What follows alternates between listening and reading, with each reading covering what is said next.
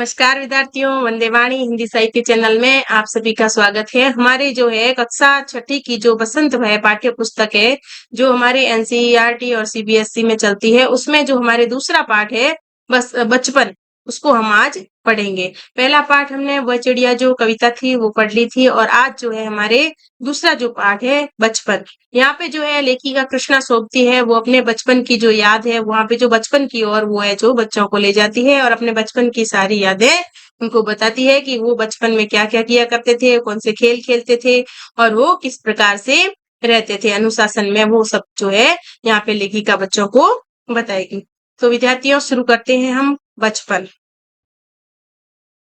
बचपन। मैं तुम्हें अपने बचपन की ओर ले जाऊंगी। मैं तुमसे कुछ इतनी बड़ी हूँ कि तुम्हारी दादी भी हो सकती हूँ और तुम्हारी नानी भी हो सकती हूँ। यहाँ पे लेखिका कहती है कि मैं तुम्हें अपने बचपन की ओर ले जाऊंगी, जो जैसा मेरा बचपन बीता था उसकी आपको जो है झलक दिखलाऊंगी। क्यों? क्योंकि मैं तो कुछ इतनी बड़ी हूँ कि तुम्हारी दादी भी हो सकती हूँ और तुम्हारी नानी भी हो सकती हूँ। यानी कि तुम जिस क्लास में पढ़ते हो, जो छठी क्लास में पढ़ रहे हो अभी, उस समय मेरी जो उम्र है वो ऐसी है कि मैं तुम्हारी दादी भी हो सकती हूँ और तुम्हारी नानी भी। यानी कि तुम्हारी दादी की उम्र की या तुम्हारे नानी की उम्र की मैं हो सकती हूँ। बड़ी बुआ भी हो सकती हूँ और बड़ी मौसी भी। परिवार में मुझे सभी लोग जीजी कहकर ही पुकारते हैं। हाँ, मैं इन दिनों कुछ बड़ा बड़ा यानी उम्र में सयाना महसूस करने लगी हूँ। ये कौन कह रही है? ये लेखिका कह रही है। शायद इसलिए कि पिछली शताब्दी में पैदा हुई थी, कि शायद मैं इसलिए सयाना महसूस कर रही हूँ कि मैं पिछली शताब्दी में ही पैदा हुई थी। मेरे पहनने ओढ़ने में काफी बदलाव आए हैं। पहले मैं रंग बिरंगे कपड़े पहनती थी, नीली, जामुनी, ग्रे, काला, चॉकलेटी। मतलब पहले कैसे कपड़े पहनती थी लेखिका? पहले वो रंग बिरंगे कपड़े पहनती थी, यानी कि पहनती रही हूँ। ये बता रही है लेखिका में कि नीला, जामुनी, ग्रे, काला, चॉकलेटी ऐसे जो है कलर कपड़ों के होते थे। अब मन कुछ ऐसा करता है कि सफेद पहनो। अब लेखिका का मन कर रहा है कि वो सफेद कपड़े ही पहने, गहरे नहीं, हल्के रंग। मैंने पिछले दशकों में तरह तरह की पोशाकें भी पहनी है। पहले फ्रॉक, फिर निक्कर वॉकर, स्कर्ट, लहंगे, गरारे, अब चूड़ीदार और घेरदार कुर्ते। यहाँ पे लेखिका कह रही है कि पहले मैंने फ्रॉक भी पहनी, निक्कर वॉकर भी पहने, स्कर्ट पहने, लहंगे पहने, गरारे पहने, और अब जो है मैं पहनती हूँ चूड़ीदार और घेरदार कुर्ते। बचपन के कुछ फ्रॉक तो मुझे अब तक याद है। हल्की नीली और पीली धारी वाली फ्रॉक। लेखिका कैसी फ्रॉक पहनती थी? हल्की नीली और पीली धारी वाली फ्रॉक, गोल कॉलर, बाजू पर गोल कफ और एक हल्के गुलाबी रंग का बारीक चुन्नटों वाला घेरदार फ्रॉक। नीचे गुलाबी रंग की फ्रिल। फ्रिल का मतलब होता है विद्यार्थियों झलरी। जो फ्रॉक के नीचे झलरी लगाई जाती है उसे फ्रिल कहा जाता है। इन दिनों फ्रॉक के ऊपर की जेब में रुमाल और बालों में इतराते रंग बिरंगे रिबन का चलन था। जब लेखिका का बचपन चल रहा था, जब लेखिका छोटी थी, तब वो जो है फ्रॉक के ऊपर की जेब में तो क्या होता था, और रुमाल होता था, और बालों में इतराते मतलब वो उड़ते जो है रिबन जब बालों में बांधते हैं तो वो उड़ते रहते हैं। तो यहाँ पे लेखिका ने रिबनों को कहा कि इतराते रंग बिरंगे रिबन का वहां पे चलन था।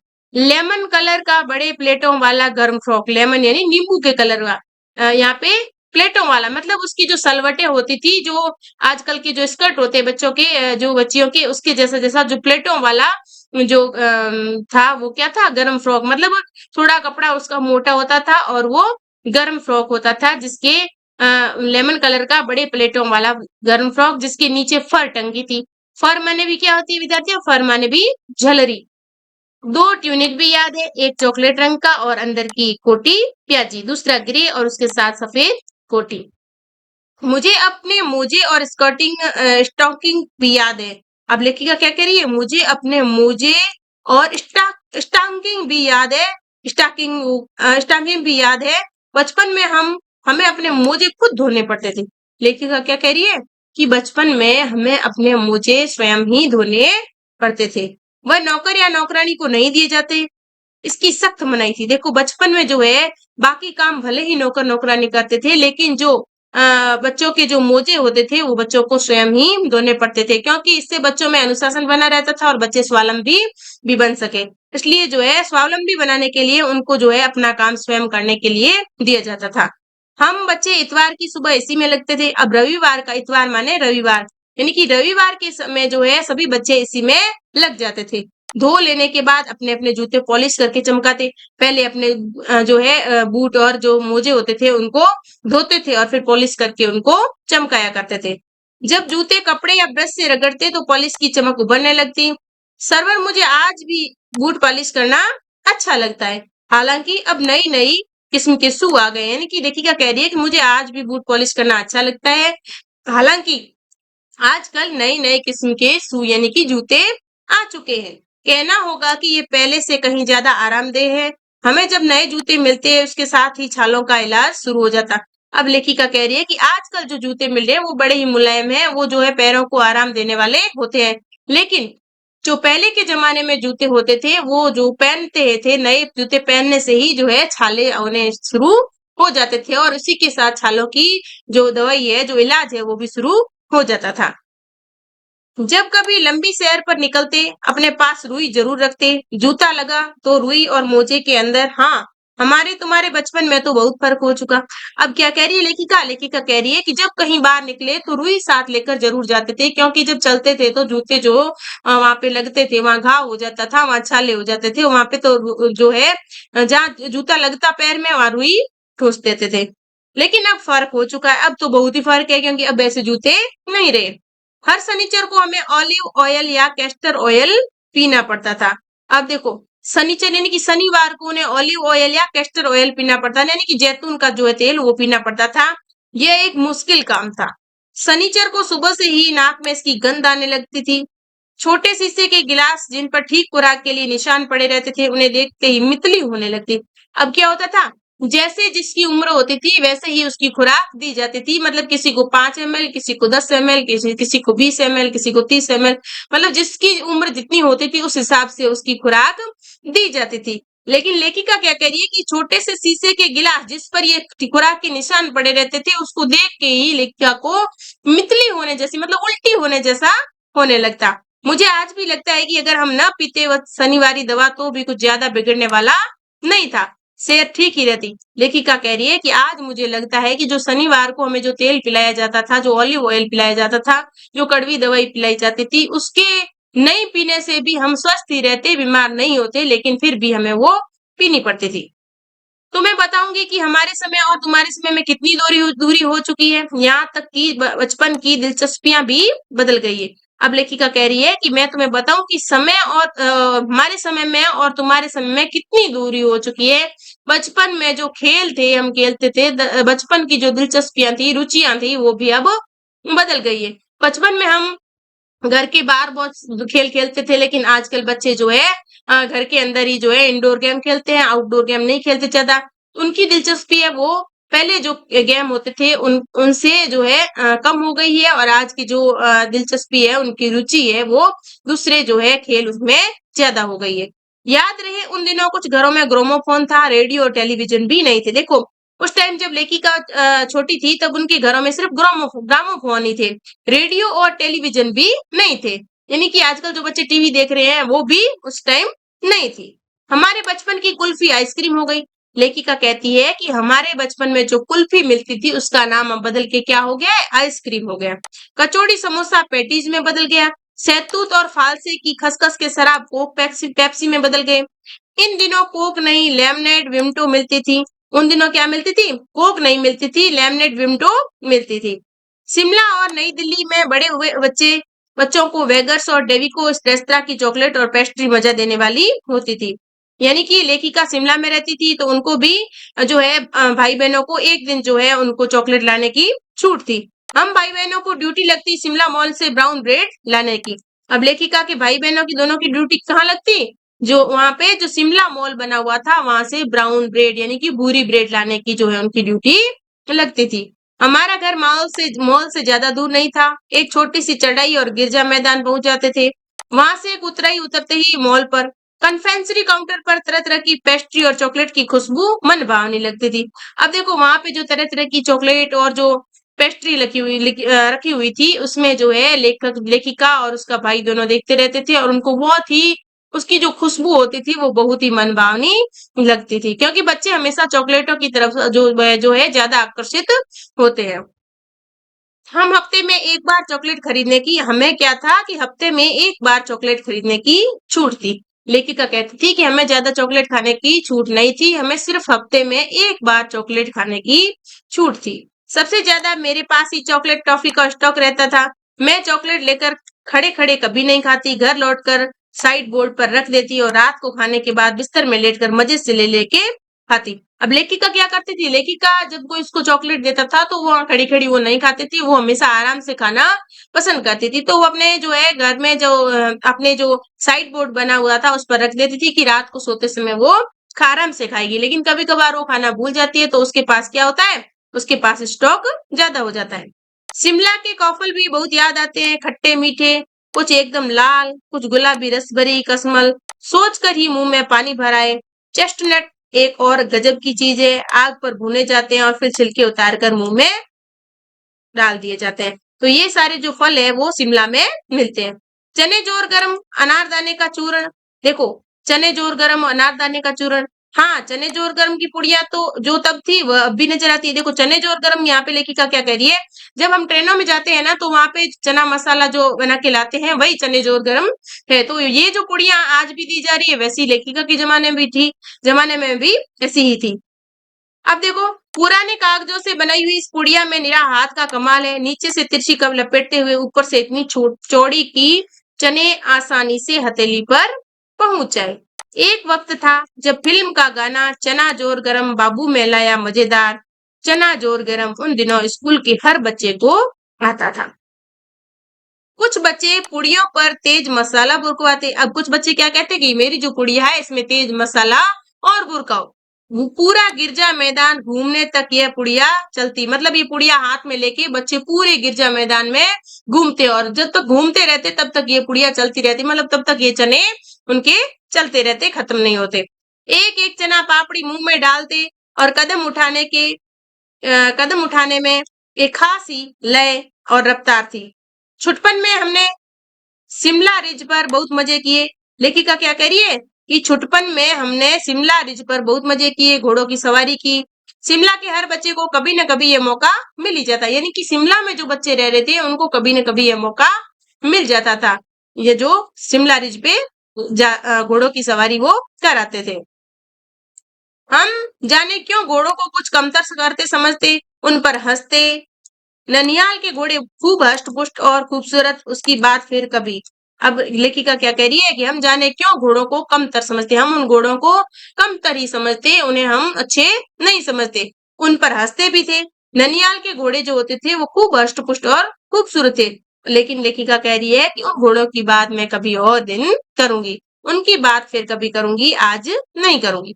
शाम को रंग बिरंगे गुब्बारे, सामने जाखू का पेड़, ऊंचा चर्च, चर्च की घंटियां बजती तो दूर दूर तक उनकी गूंज फैल जाती, लगता इसके संगीत से प्रभु यीशु स्वयं कुछ कह रहे हैं।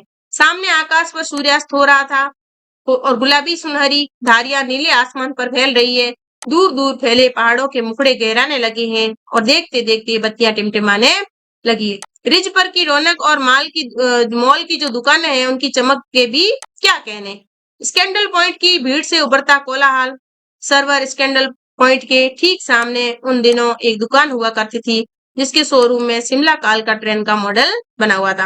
अब क्या कह रही है लेखिका कि स्कैंडल पॉइंट के ठीक सामने उन दिनों एक दुकान हुआ करती थी जिसके शोरूम में शिमला कालका ट्रेन का मॉडल बना हुआ था।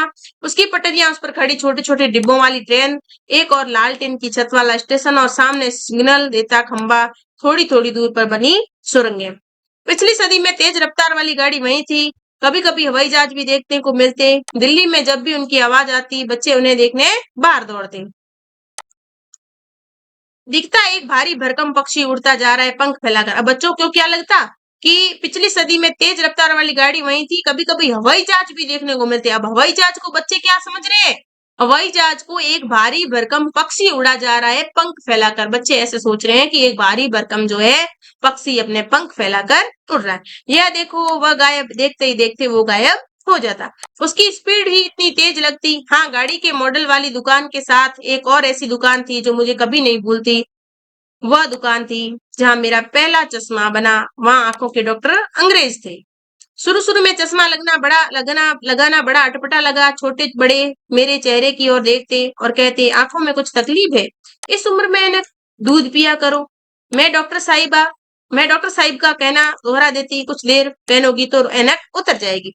क्योंकि उसको डॉक्टर ने ऐसे ही कहा कि तुम कुछ देर पहने रखोगी, मतलब कुछ दिनों तक पहने रखोगी तो अपने आप ये जो ऐनक उतर जाएगा। लेकिन उसको जो भी देखते, उसके घर वाले, रिश्तेदार उसको कहते कि इतनी छोटी उम्र में ऐनक लग गया, दूध पिया करो। ऐसे उसको सभी एडवाइस देते रहते थे। वैसे डॉक्टर साहिब ने पूरा आश्वासन दिया था, लेकिन चश्मा तो अब तक नहीं उतरा। नंबर बस कम ही होता रहा। मैं अपने आप इसकी जिम्मेदार हूँ। जब आप दिन की रोशनी को छोड़कर रात में टेबल लैंप के सामने काम करेंगी, तो इसके अलावा और क्या होगा? यहाँ पे लेखिका कह रही है कि मेरी जो आंखें कमजोर हुई है, इसका जिम्मेवार मैं किसी और को नहीं, खुद को ही ठहराती हूँ, क्योंकि मैं दिन की रोशनी को छोड़ के रात को बहुत देर तक लैंप जलाकर जो है लैंप के सामने काम करती रहती थी। जब पहली बार मैंने चश्मा लगाया, तो मेरे एक चचेरे भाई ने मुझे छेड़ा, "देखो देखो कैसी लग रही है, आंख पर चश्मा लगाया ताकि सूझे दूर की।" वो हमेशा उसको चिढ़ाता रहता कि आंख पे चश्मा इसलिए लगाया कि इसको दूर की सूझे।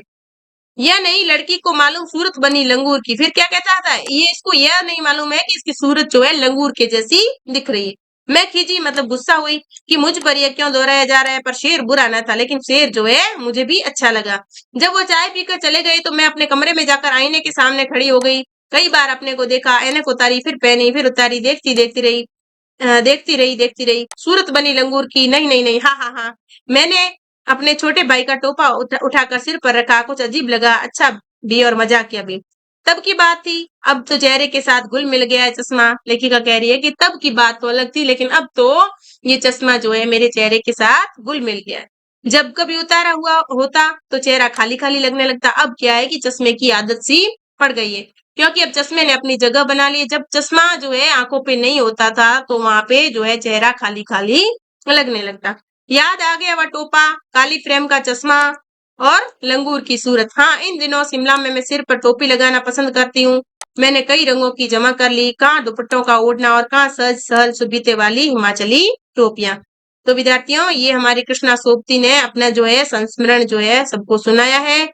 अब इसके थोड़े शब्दार्थ देख लेते हैं। उम्र, उम्र का मतलब होता है आयु या अवस्था। सयाना यानी बड़ा, महसूस यानी अनुभव, शताब्दी यानी सदी यानी 100 वर्ष का समय, ग्रे यानी स्लेटी, चॉकलेट यानी चॉकलेट जैसे रंग वाली, दशक यानी 10 वर्ष का समय, पोशाक यानी वस्त्र, बूट यानी जूता, शू यानी भी जूता, आरामदेह यानी आराम देने वाला, छाला यानी जूते से रगड़ से जो खाल पर जो बन जाता था उसे छाला कहते हैं, फपोला सा हो जाता था। फर्क यानी अंतर, शनिचर यानी शनिवार, ऑलिव ऑयल यानी जैतून का तेल, कैस्टर ऑयल यानी अरंडी का तेल, चने जोर गर्म यानी मसाला मिले चटपटे किए चने, चूर्ण यानी चूरण, निरा यानी सारा या केवल, कमला यानी कुशलता या चमत्कार, बुरुकवाती यानी छिड़कवाती, चना पापड़ी यानी पिचकाया गया चना, रफ्तार यानी कि गति या चाल, प्रभु यीशु यानी ईसा मसीह धर्म के जन्मदाता, सूर्यास्त यानी सूरज का डूबना, मुखड़े यानी मुख्य चोटियां, गहराने लगे यानी कि गहरे रंग के होने लगे, अंधेरा झलकने लगा, मॉल यानी शिमला का प्रमुख बाजार, स्कैंडल पॉइंट यानी शिमला का एक भीड़ भाड़ वाला स्थान। अब विद्यार्थियों, इसके पाठ्य पुस्तक के जो प्रश्नोत्तर है वो हम देख लेते हैं। संस्मरण से जो पहला प्रश्न है वो है, लेखिका बचपन में इतवार की सुबह क्या क्या काम करती थी? तो इसका उत्तर है विद्यार्थियों, लेखिका बचपन में इतवार के दिन यानी कि रविवार की सुबह अपने मोजे धोती और अपने जूतों पर पॉलिश करती। दूसरा प्रश्न है, तुम्हें बताऊंगी कि हमारे समय और तुम्हारे समय में कितनी दूरी हो चुकी है। इस बात के लिए लेखिका क्या क्या उदाहरण देती है? तो इसमें लेखिका बताती है कि उनके समय में कुछ घरों में ग्रामोफोन होते थे, रेडियो और टेलीविजन नहीं होते थे। उनके समय की कुल्फी अब आइसक्रीम हो गई और कचौड़ी समोसे पेटीज में बदल गए। शहतूत, फालसे और खसखस के शरबतों की जगह अब कोक और पेप्सी आ गई। पहले कोक की जगह लेमनेड और विमटो चलती थी। प्रश्न नंबर 3 है, पाठ से पता करके लिखो कि लेखिका को चश्मा क्यों लगाना पड़ा। चश्मा लगाने पर उनके चचेरे भाई ने उन्हें क्या कहकर चिढ़ाते थे? लेखिका को चश्मा इसलिए लगा क्योंकि वे रात में टेबल लैंप के सामने काम करती थी और चश्मा लगाने पर लेखिका का चेहरा अजीब सा लगता था। चचेरे भाई ने मजाक में लेखिका को चश्मा लगाने पर लंगूर जैसी सूरत वाली बताई। चौथा प्रश्न है, लेखिका बचपन में कौन कौन सी चीजें जब मजा ले लेकर खाती थी, उनमें से प्रमुख फलों के नाम लिखो। तो उत्तर है इसका, लेखिका बचपन में चॉकलेट और कई तरह के फल मजा ले लेकर खाती थी। शिमला के कॉफल, रसबरी, कसमल आदि फल उन्हें अच्छे लगते थे। इनके अलावा चना जोर गरम और चेस्टनट भी उन्हें बहुत अच्छे लगते हैं। तो विद्यार्थियों आज के लिए इतना ही और अगली क्लास में हम इससे आगे वाला पाठ पढ़ेंगे। तब तक आप इसके जो है प्रश्नोत्तर कर लीजिए और इस पाठ को एक बार पुनः जो है इसको दोहरान कर लीजिए। तब तक के लिए धन्यवाद।